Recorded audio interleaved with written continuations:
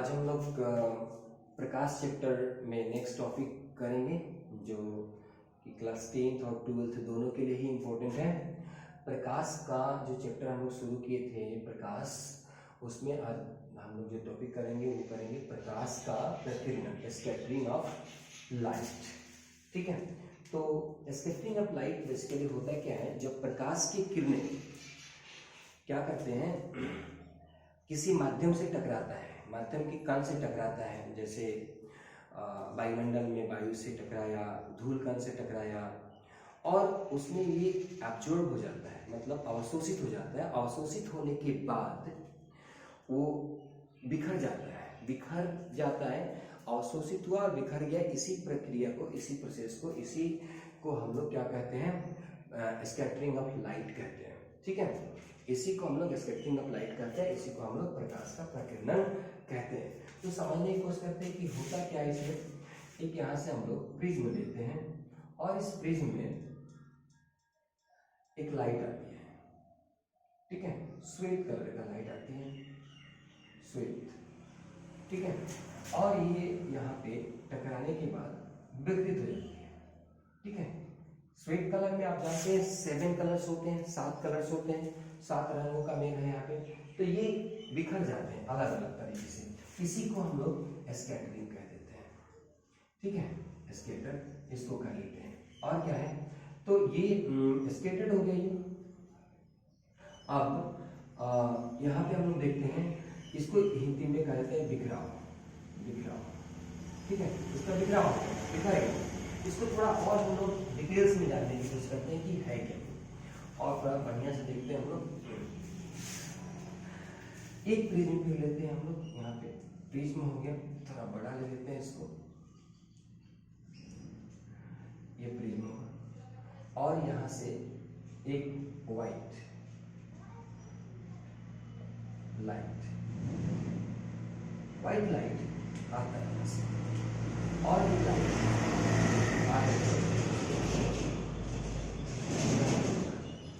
पढ़ने के बाद क्या हुआ, रेड,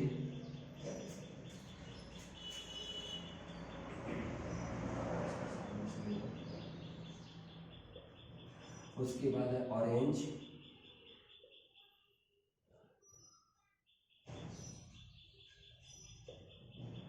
उसके बाद है येलो,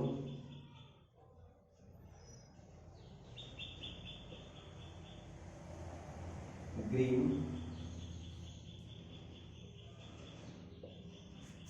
ब्लू,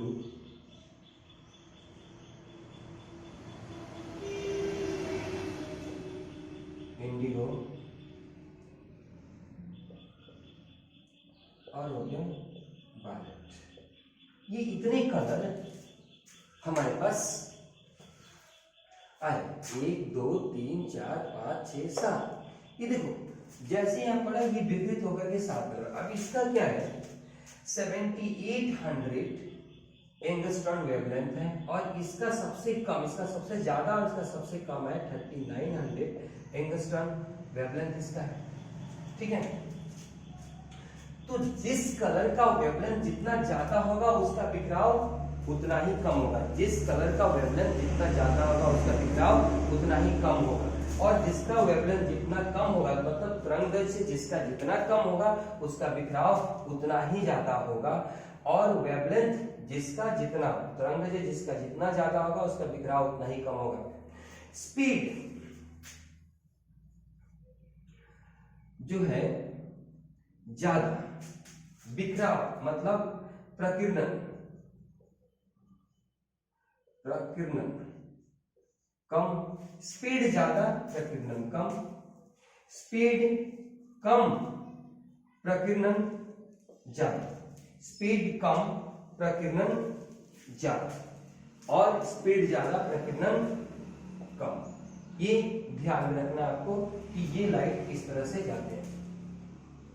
अब देखो, ये सब यही सब वजह है कि आप देखना रेड लाइट वगैरह में सबसे पहले रेड खतरे के निशान लगाया जाता है, फिर येलो लगाया जाता है, ग्रीन लगाया जाता है, इस तरह से अलग अलग कलर्स का, और ये सब कलर बहुत जल्दी विकृत होते हैं। इन्हीं के कारण से आसमान का कलर इस तरह से दिखाई देता है, समुद्र के पानी का कलर इस तरह दिखाई देता है।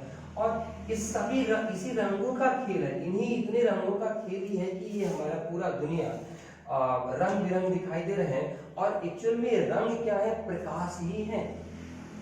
प्रकाश के सातों किरणें जो व्हाइट है इसमें से जब जहां जैसे हमारे पास ये हो जाता है, सूर्य से जो है वो किरणें सारे एक साथ निकल के आ रहे हैं, लेकिन जो जो वस्तुओं पे जहां जहां जो जो प्रकीर्णित हो जाता है वो हमें दिखाई देता है, मतलब जो जिसको रिफ्लेक्ट कर जाता है वो कलर हमें दिखाई देता है। हमें रेड दिखाई दे रहा है, मतलब वो रेड को रिफ्लेक्ट कर दिया। हमें ब्लू दिखाई दे रहा है, हमें ब्लू को रिफ्लेक्ट कर दिया।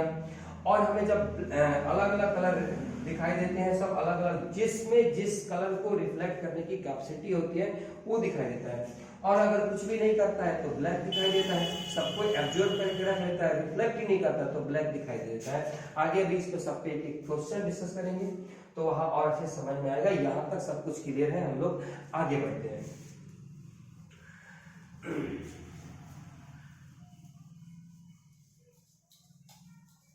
अब पहले हम लोग डेफिनेशन लिख लेते हैं इसका कि डेफिनेशन क्या होता है प्रकाश की प्रकीर्णन का। तो लिखिए डेफिनेशन, जब प्रकाश का किरण माध्यम के किसी माध्यम के कण से टकराती है, जब प्रकाश का किरण किसी माध्यम के कण से टकराती है तो वह वायुमंडल में बिखर जाती है, तो वह वायुमंडल में बिखर जाती है। इससे बिखर जाती है, इसे प्रकाश का प्रकीर्णन कहते हैं। इसे प्रकाश का प्रकीर्णन कहते हैं। When a light ray strike, when a light ray strike, when a light ray strike on a particle of atmosphere and it scattered in atmosphere the phenomenon is known as scattering of light. The phenomenon is known as scattering of light. ठीक है। और इसके बारे में कुछ हम लोग छोटे छोटे पॉइंट्स लिख लेते हैं कि क्या होते हैं, कैसे होते हैं। इन पॉइंट को हम लोग डिस्कस कर लेते हैं। लिखिए इसमें, किसी कण पे रोशनी का क्या प्रभाव पड़ेगा, किसी कण पे रोशनी का क्या प्रभाव पड़ेगा, किसी कण पे रोशनी का क्या प्रभाव पड़ेगा, उस कण के आकार पर निर्भर करता है, उस कण के आकार पर निर्भर करता है। दूसरा पॉइंट लिखिए, रोशनी बिखरने की घटना, रोशनी बिखरने की घटना, रोशनी बिखरने की घटना सबसे पहले सर सीवी रमन ने बताया। Sir CV Raman, sir CV Raman, CV, ठीक है, सीवी रमन ने बताया। सर चंद्रशेखर वेंकट रमन, ठीक है, चंद्रशेखर वेंकट रमन, उन्होंने इस इफेक्ट को बताया था। चंद्रशेखर वेंकट रमन ने इस प्रभाव को बताया था उन्होंने कि ये किस तरह से प्रकाश काम करता है। ठीक है। अब नेक्स्ट लिखिए, सीवी रमन ने पाया था कि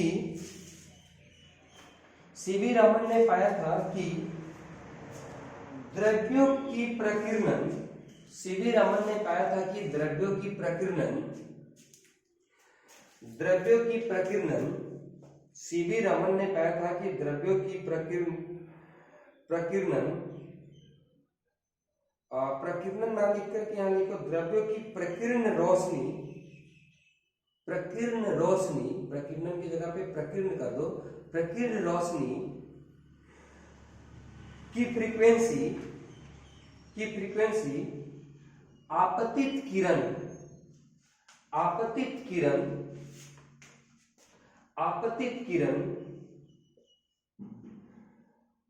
की फ्रीक्वेंसी से ज्यादा होती है, की फ्रीक्वेंसी से ज्यादा होती है, इसे रमन इफेक्ट कहते हैं। फिर से बोल देते हैं, सीवी रमन ने बताया था कि द्रव्यों की प्रकीर्ण रोशनी की फ्रीक्वेंसी आपतित किरण की फ्रीक्वेंसी से ज्यादा होती है, इसे रमन इफेक्ट कहते हैं। क्या बताया उन्होंने कि जो यहाँ आने वाली जो किरण थी इसके बारे में बोला, और इधर प्रकीर्ण, तो उन्होंने कहा कि प्रकीर्ण की फ्रीक्वेंसी ज्यादा थी इस आने वाले से, ये जो आया उससे ज्यादा थी। ठीक है, उसके बाद देखो इस प्रभाव, जो रमन प्रभाव है, रमन प्रभाव का इस्तेमाल अणुओं का आकार पता करने में किया जाता है, अणुओं का आकार पता करने में किया जाता है। नेक्स्ट पॉइंट और एक लिखिए, छोटे कण कम वेवलेंथ और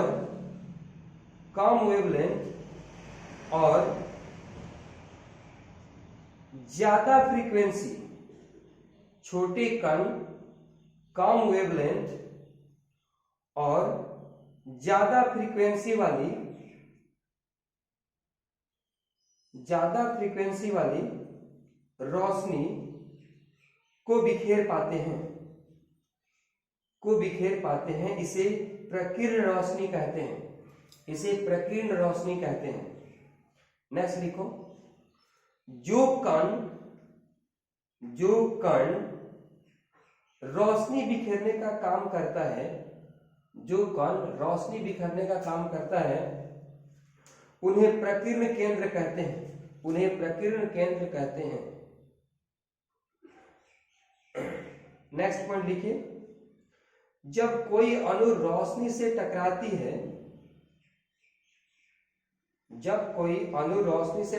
है तो उसे अवशोषण कर लेती है। जब कोई अणु रोशनी से टकराती है तो उसे अवशोषण कर लेती है और तेजी से कंपन करने लगती है, फिर अलग अलग दिशाओं में फैल जाती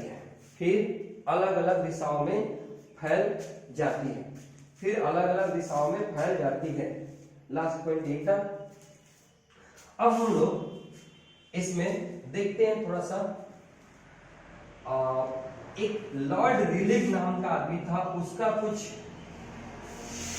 नियम था, उस नियम को हम लोग थोड़ा सा जानने की कोशिश करते हैं कि क्या था लॉर्ड रिलीव का नियम। तो यहां पे लिखते हैं हम लोग, लॉर्ड रिलीव का नियम,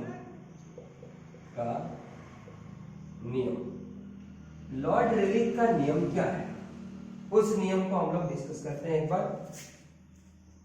उन्होंने क्या बताया था, प्रकीर्ण, हम लोग इसको आई से डोनेट करते हैं, प्रकीर्ण इनवर्सली, क्या है, इनवर्स प्रोपोर्शन होता है इसका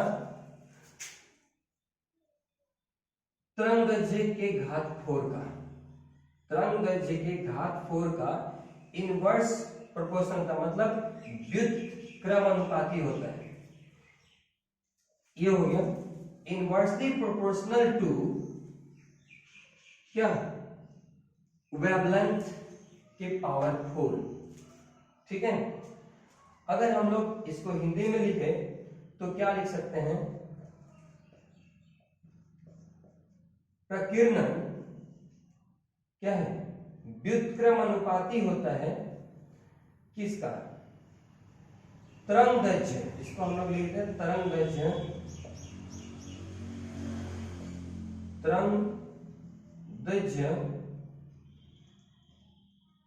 के पावर 4। में क्या है, पावर 4। ये लॉर्ड रिलीफ ने कहा, लॉर्ड रिलीफ ने ये कहा कि इतनी होती है।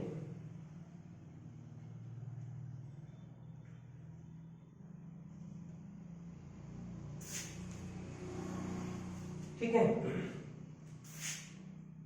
अब कहता है यहां पे किसी प्रकाश की किरण का बिखराव क्रमानुपाती होता है वेवलेंथ के घात 4 का।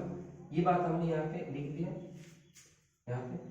अब इनमें एक बात समझने की कोशिश करो कि वेवलेंथ क्या है, तरंगदैर्घ्य क्या है।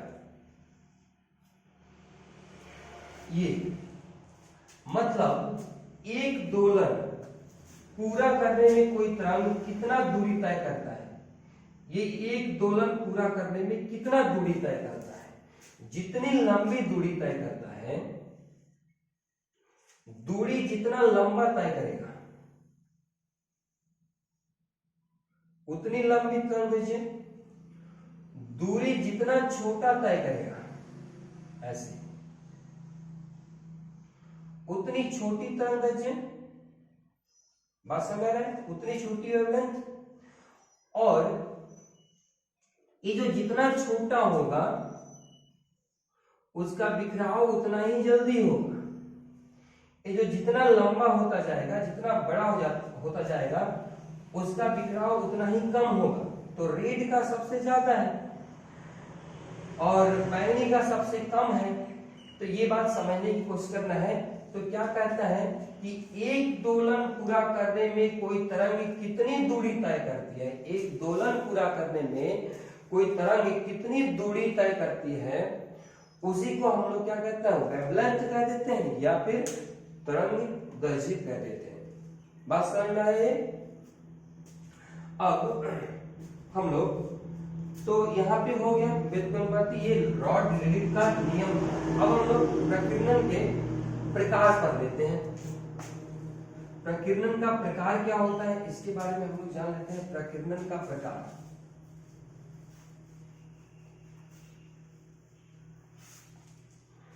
प्रकीर्णन का प्रकार, प्रकीर्णन का प्रकार। ये प्रकीर्णन के प्रकार क्या होते हैं, कैसे होते हैं, इसके बारे में हम लोगों को पढ़ना है अभी। तो प्रकीर्णन के प्रकार दो तरह के होते हैं और इसमें दो क्या क्या होते हैं इसके बारे में हम देखते हैं। तो कौन कौन से होते हैं यहाँ पे। पहला होता है प्रत्यस्थ, प्रत्यस्थ प्रकीर्णन, और दूसरा होता है अप्रत्यस्थ प्रकीर्णन।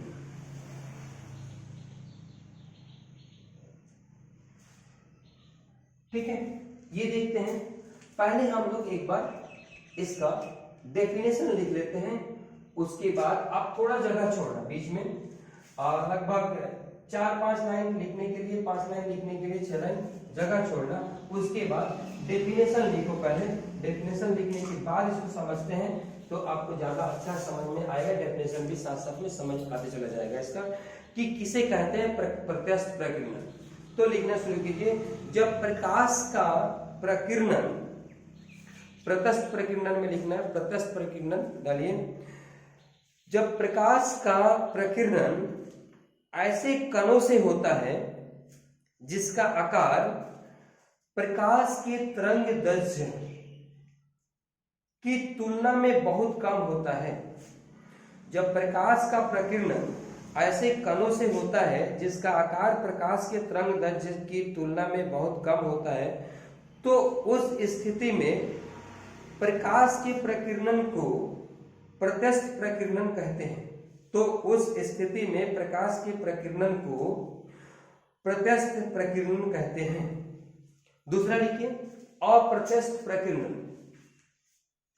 अप्रत्यस्थ प्रकीर्णन, जब प्रकाश का प्रकीर्णन ऐसे कणों से होता है, जब प्रकाश का प्रकीर्णन ऐसे कणों से होता है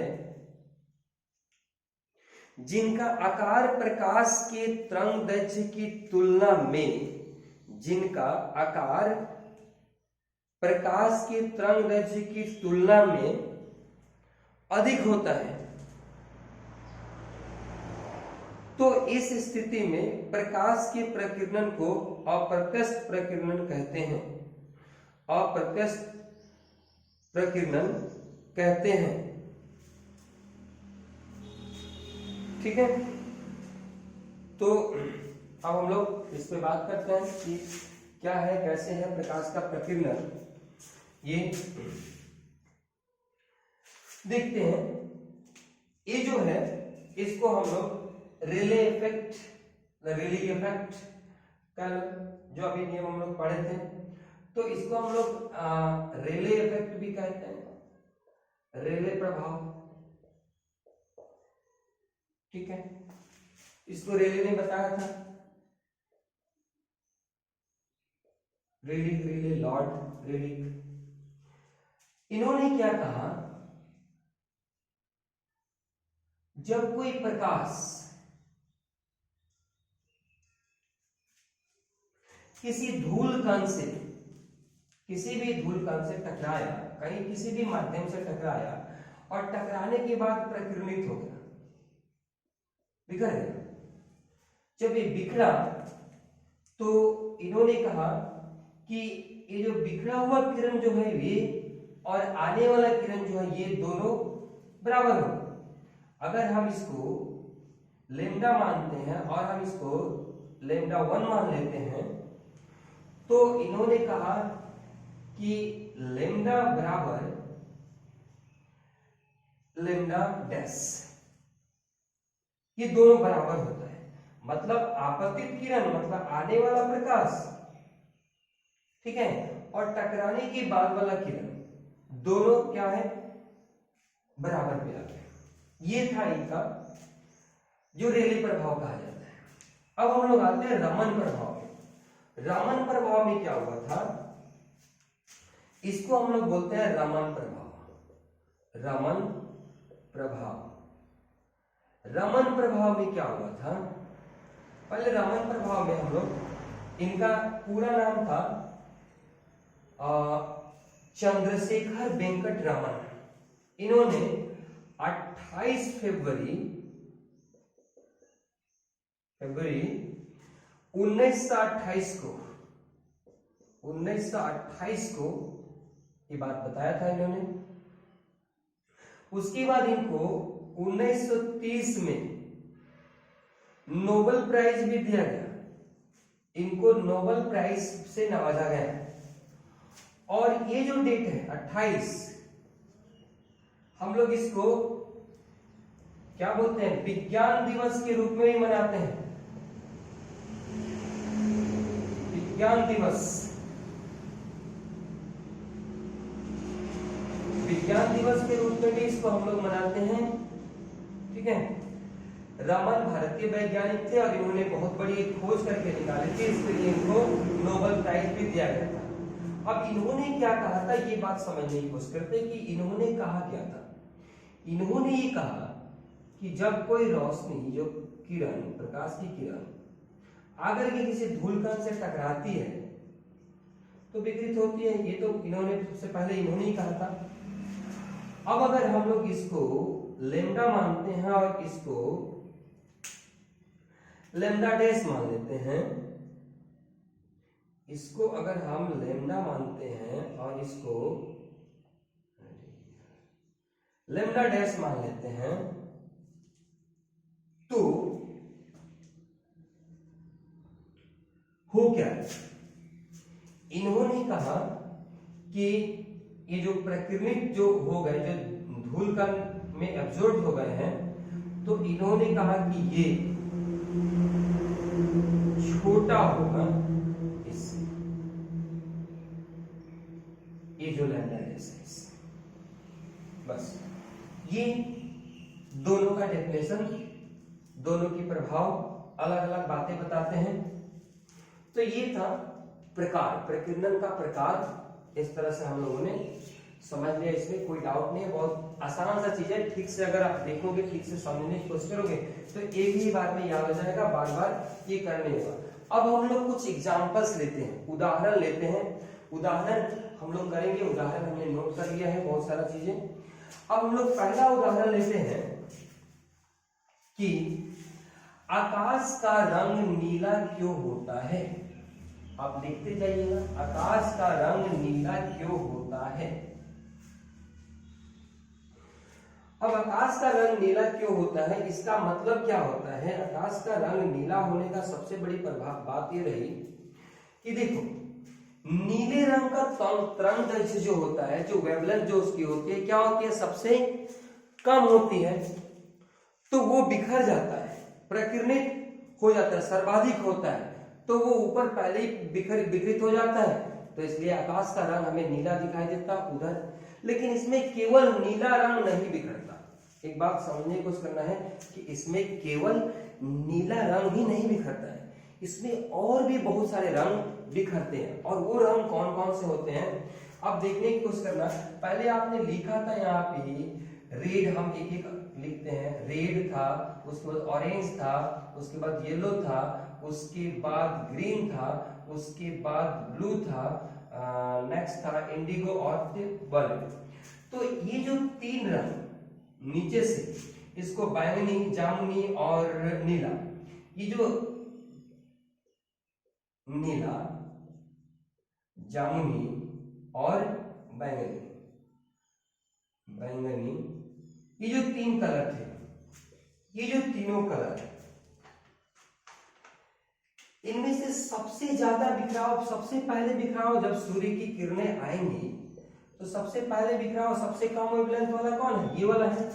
तो सबसे पहले इसका बिखराव हो जाएगा, उसके बाद जामुनी का बिखराव होगा, उसके बाद इसका बिखराव होगा। तो हमें तो ये ज्यादा दिखाई देता है। और ये एकदम अर्ली मॉर्निंग में अगर देखेंगे, एकदम सुबह सुबह, तो इन दो रंगों का मेल ये होता है, इन दो रंगों का मेल ज्यादा प्रभावी होता है।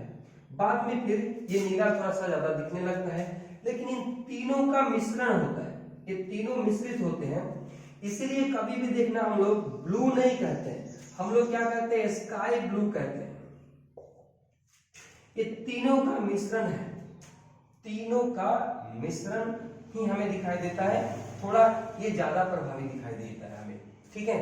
तो तीनों का मिश्रण ही वहां पे दिखाई देता है हमें। और इसी के वजह से तो आप आंसर में लिखेंगे कि क्योंकि नीले रंग का, आपको अगर समझाना पड़े तो सभी समझा सकते हैं, लेकिन आंसर देना है तो आप इस तरह से लिखेंगे, क्योंकि नीले रंग का तरंगदैर्घ्य कम होता है और प्रकीर्णन इसका सर्वाधिक होता है, इसलिए क्या हो जाता है, ये विकृत आसमान हमें नीला दिखाई देता है।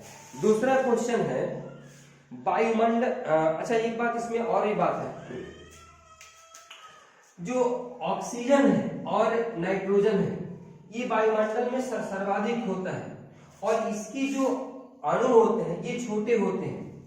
और हमने एक पॉइंट पे लिखा था कि अणुओं के आकार पे निर्भर करता है बिखराव, ठीक है।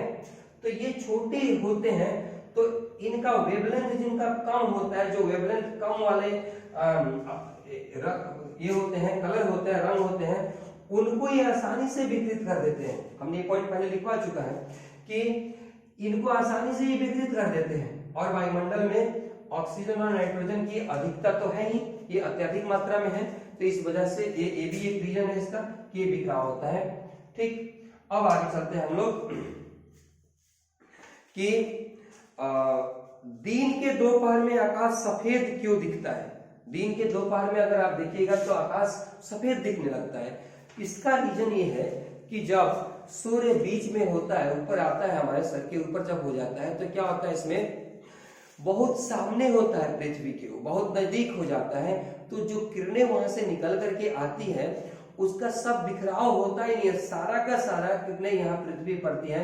और पृथ्वी पे जब सारा किरणें आकर ये पड़ती है, मतलब सातों रंग का रिफ्लेक्शन हो रहा है, तो सफेद तो दिखाई देगा ही, सातों रंग हमें रिफ्लेक्ट कर रही है तो सफेद दिखाई देगा। बस इसका ये रीजन हो गया।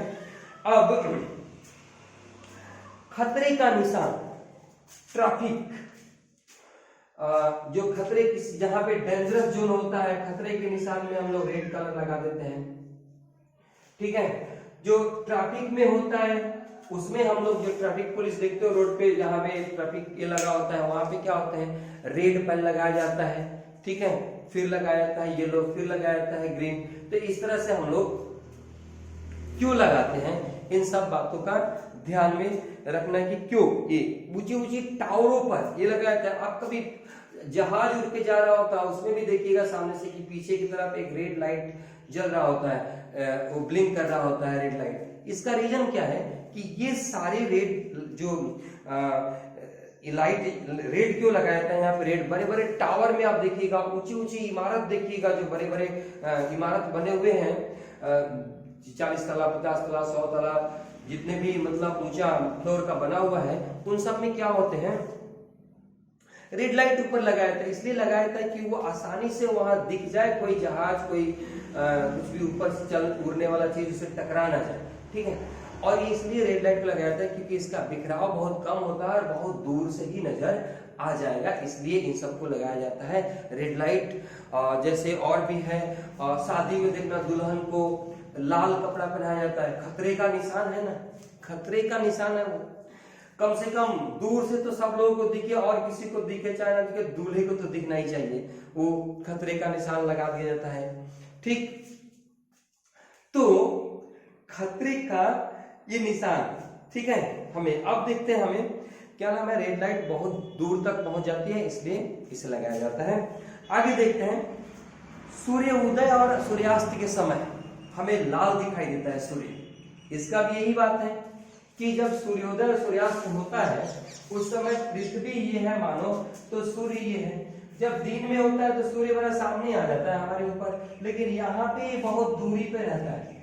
तो यहाँ से क्या होता है, जो नीचे के 3-4 रंग है, इनका बिखराव इधर बहुत पहले ही हो जाता है, जल्दी हो जाता है, और हमारे आंखों तक यही रंग पहुंच पाते हैं। तो लाल रंग का बिखराव सबसे कम होता है, और लाल रंग का बिखराव सबसे कम होने की वजह से वो हमारे आंखों तक पहुंचता है। फिर ऐसे ही सूर्यास्त के समय में भी सूर्य दूर होता है, तो इस समय भी यही होता है, बाकी रंग बिखर जाते हैं, हमारे आंखों तक ये पहुंच जाता है। इस तरह का ये है। एक बात और मैं बोलना चाहूंगा रेड में कि देखना, कुछ लोग जो तांत्रिक लोग होते हैं वो हमेशा काला कपड़ा, काला टीका, ठीक है, मैं कोई तंत्र जादू नहीं सिखा रहा आपको, बस समझने की कोशिश कीजिए कि क्या होता है। क्योंकि काला रंग जो होता है ना, वो कोई क्या होता है, वहां पे कोई एक्चुअली इसको रंग तो हम कह नहीं सकते हैं। ये क्या होता है कि ऐसा होता है कि सभी को एब्जॉर्ब कर लेता है, जो माध्यम, जो जिस माध्यम में सारे के सारे कलर रंग आए, कोई किरण आया और वो एब्जॉर्ब हो गया, वहां से कोई रिफ्लेक्ट हुआ नहीं, प्रकीर्णन उसका हुआ नहीं, रिफ्लेक्शन नहीं हुआ उसका कुछ भी, वो सबको एब्जॉर्ब कर लिया, अवशोषित कर लिया, तो वो काला रंग होता है। तो काला जो ड्रेस होता है अवशोषित ये करने के लिए, और हम गर्मी के मौसम में, ठंडे के मौसम में, जो ठंडे के मौसम होता है उसमें हम लोग काला कपड़ा अगर पहने तो क्या होता है, प्रकाश की किरणों को अवशोषित करता है। ठीक है, गर्मी के मौसम में श्वेत पहनते हैं, सफेद ज्यादा पहने तो क्या होता है, सबको रिफ्लेक्ट करता है, तो हमें गर्मी भी कम महसूस होती है उससे। अच्छा, अब देखते हैं श्वेत क्या हुआ, जो वस्तु या जो माध्यम सारी रंगों को रिफ्लेक्ट कर देता है, प्रवर्तित कर देता है, सफेद दिखाई देता है, और कोई ये नहीं है। तो सिंपल सी बात है यहाँ पे कि इसलिए संत समाज जो है, संत जो है वो हमेशा कुछ लेना ही नहीं चाहता है, जो आता है दे देता है, जो आता है दे देता है, वापस करता है। कुछ गेरुआ वस्त्र पहनते हैं, तो गेरुआ वस्त्र में क्या होता है, थोड़ी सी रेड उसको रिफ्लेक्ट करके हटाता, तो थोड़ी सी रेड एब्जॉर्ब होता है। रेड खतरे का निशान है ना, बहुत भयंकर, और उत्तेजना करने वाली चीजें होती हैं, उतावला वाली चीजें होती हैं, उद्यम मचाने वाला चीज होता है रेड। ठीक है, तो ये इसीलिए रेड नहीं पहनते हैं कुछ लोग, जो संत होते हैं गेरुआ वस्त्र पहनते हैं। तो इस दोनों के पीछे बहुत बड़ा लॉजिक है, ऐसे ही लोग नहीं पहनते हैं। ठीक है, अब कुछ क्वेश्चन और आते हैं। क्वेश्चन है, हमारे खगोलविद जो है, जो एस्ट्रोनॉट होते हैं, अंतरिक्ष यात्री होते हैं, उनको वायुमंडल काला नजर क्यों आता है? वायुमंडल काला उनको इसलिए नजर आता है क्योंकि वहां पे वो जहां खगोलविद अंतरिक्ष में जब होते हैं तो वहां किसी तरह की पार्टिकल्स नहीं होते हैं, वहां वायुमंडल अनुपस्थित होता है, मतलब वहां धूल कण नहीं होते हैं, तो वहां पे कोई वायुमंडल है ही नहीं तो धूल कण कहाँ से आएगा, कुछ भी नहीं है वहां पे। तो बिल्कुल वहां पे कुछ भी वहां लाइट का रिफ्लेक्शन नहीं हो पाता है, तो कुछ भी सब चीज वहां काला दिखाई देता है, कुछ भी अलग नहीं दिखाई देता है, हर चीज काला, क्योंकि जो भी लाइट वहां गया वो एब्जॉर्ब हो जाता है, रिफ्लेक्ट करने के लिए कुछ है ही नहीं वहां पे, इसलिए वो ये हो जाता है। उसके बाद एक क्वेश्चन हम लोग और ले लेते हैं यहाँ पे कि दिन में कभी भी हम लोग बंद कमरे में भी, कहीं से लाइट नहीं आ रहा है बाहर से, बंद कमरे में भी कुछ वस्तुएं थोड़ा थोड़ा दिखाई देता है। क्यों दिखाई देता है? ये वस्तुएं क्यों दिखाई देती है? क्योंकि आप जो वातावरण में धूल कणों में जो वायु में धूल कणों में जो प्रकाश की किरणें अवशोषित हो गए हैं, वो क्या होता है कि हमारे कमरों में भी फैल जाते हैं। तब इसी कारण से हम क्या करते हैं, जब भी हम रूम को बंद भी कर देते हैं, लाइट जहाँ प्रकाश की कोई किरण नहीं पड़ती हो डायरेक्ट प्रत्यक्ष या अप्रत्यक्ष रूप से, तब भी क्या होता है, ये धूल कण अपने साथ जो ऑब्जर्व किए हुए रहते हैं, तो उसके वजह से हमें वो चीजें दिखाई दे देता है। ठीक है, आगे हम लोग देखते हैं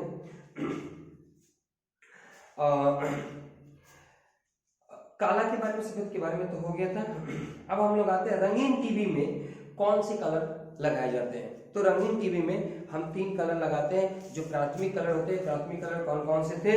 रेड, ब्लू और ग्रीन, इन 3 कलरों को यूज किया जाता है। उसके बाद समुद्र का पानी क्यों नीला होता है? तो फिर कारण वही है कि वहां बिखराव, प्रकाश का जो बिखराव होता है उसके वजह से ही वो नीला हो जाता है। ठीक है, और बादल श्वेत क्यों दिखाई देते हैं? बादल श्वेत दिखाई देने का कारण होता है कि प्रकाश के सभी किरणों को रिफ्लेक्ट कर देता है वो। ठीक है, और रिफ्लेक्ट क्यों करता है? क्योंकि किरणों से इसका जो बादल का जो आकार है, जो बादल का आकार है, कणों का जो इसका आकार है, प्रकाश के कण से बड़ा होता है, अतः ये सभी रंगों को प्रकिरणित कर देता है। तो क्या करता है, सब रंगों को प्रकिरणित कर देता है, इस वजह से प्रकाश जो बादल हमें सफेद दिखाई दे। और आप कभी कभी सुबह के टाइम में देखिएगा तो सफेद नहीं दिखाई देते हैं, थोड़े वो घनघोर हो जाते हैं। ठीक है, वहां पे तो वो प्रकिरणित ठीक से नहीं कर पाते हैं, जब प्रकिरणन हो जाता है तो वो सफेद दिखाई देता है। नेक्स्ट क्वेश्चन है कि यदि किसी कमरे में हरा विद्युत बल्ब लगा दे तो लाल वस्त्र का रंग कैसा दिखाई देगा? तो लाल वस्त्र का रंग काला दिखाई देगा। सिंपल सी बात है, अगर किसी कमरे में आप हरा बल्ब जला दीजिए, हरे कलर का, और उसमें लाल वस्त्र कोई रख दीजिए, लाल कोई सामान रख दीजिए, तो काला दिखाई देगा। क्यों काला दिखाई देगा? क्योंकि वहां पे क्या होगा, जो वस्तु सभी रंगों को अवशोषित कर लेते हैं, वो क्योंकि जो वस्तुएं सभी रंगों को अवशोषित कर लेते हैं और किसी भी रंग को परावर्तित नहीं करते हैं, वह काली दिखाई देती है। पहले भी बताया गया है कि वो सब काला दिखाई देता है। और यहाँ पर क्या है, जो वस्तु रेड रंग का परी है उसे परावर्तित करने के लिए उसे नहीं मिला कोई रंग, लाल रंग नहीं मिला, तो क्या हुआ, हरे रंग को अवशोषित किया। जो रेड कलर होता है हरे रंग को अवशोषित कर लेगा, अवशोषित कर लेगा तो वो काला दिखाई देगा। ठीक है, इसमें और एक दो क्वेश्चंस रह गए हैं, हम उसको डिस्कस कर देते हैं आपके सामने। ये क्वेश्चन है, पेड़ की पत्तियां हरा क्यों दिखाई देती? बस सिंपल सी बात है कि पेड़ की पत्ती हरे कलर को रिफ्लेक्ट कर देते हैं। फूल का रंग लाल दिखाई, लास्ट क्लास में भी हमने ये सब डिस्कस किया हुआ था, फिर भी यहाँ पे एक बार डिस्कस करते हैं जल्दी जल्दी में। लाल दिखाई देते हैं। उसके बाद जो लाल रंग रिफ्लेक्ट करता है, जो पीला रिफ्लेक्ट करता है, अलग अलग दिखाई देता है। उसके बाद जब कोई वस्तु किसी भी रंग का प्रकीर्णन नहीं करता तो वो काला दिखाई पड़ता है, ऑलरेडी हो चुका है। सभी रंगों को जो प्रकिर्णित कर देता है सफेद दिखाई देता है। आपके लिए 2 क्वेश्चन है, सर्दियों में कौन सा कपड़ा पहनना अच्छा होगा और गर्मियों में कौन सा कपड़ा पहनना अच्छा होगा। एक लास्ट क्वेश्चन हम लोग डिस्कस कर लेते हैं कि कब सूर्यास्त हो जाता है। जब सूर्यास्त हो जाता है, सूर्य का अस्त हो जाता है, ये सूर्य यहाँ पहुंचते पहुंचते यहाँ हो जाता है और ये आपका लाइन है। इस लाइन से ये सूर्य जब नीचे पहुंच जाता है, यहाँ पे पहुंच जाता है, उसके बाद भी हमें उजाला दिखाई देता है कुछ देर तक, आधा 1 घंटा तक। ऐसा क्यों होता है?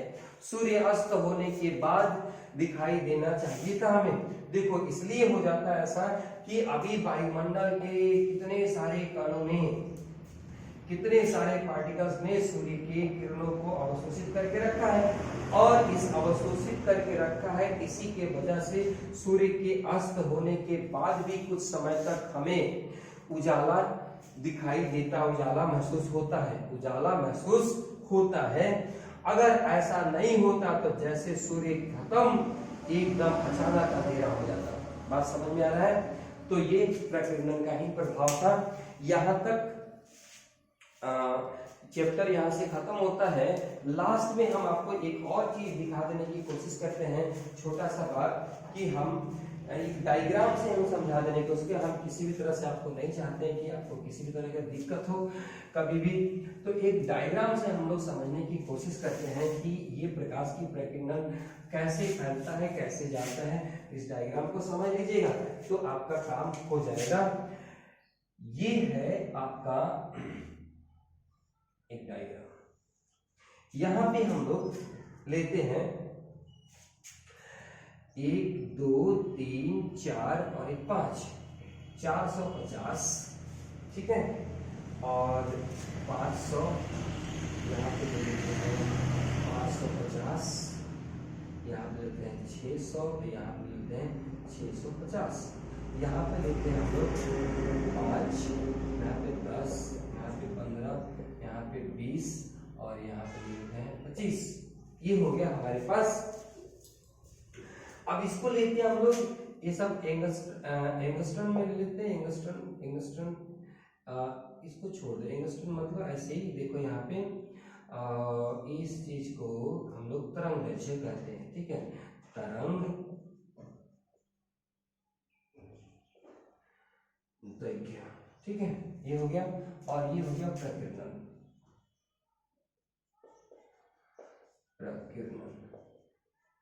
ठीक। ये इस तरह से देखो। अब इसमें होता क्या है कि प्रकाश का प्रकीर्णन तरंग दैर्घ्य के विलोम अनुपाती होता है। प्रकाश का प्रकीर्णन तरंग दैर्घ्य के विलोम अनुपाती मतलब इनवर्सली प्रोपोर्शनल होता है ये, ठीक है। तो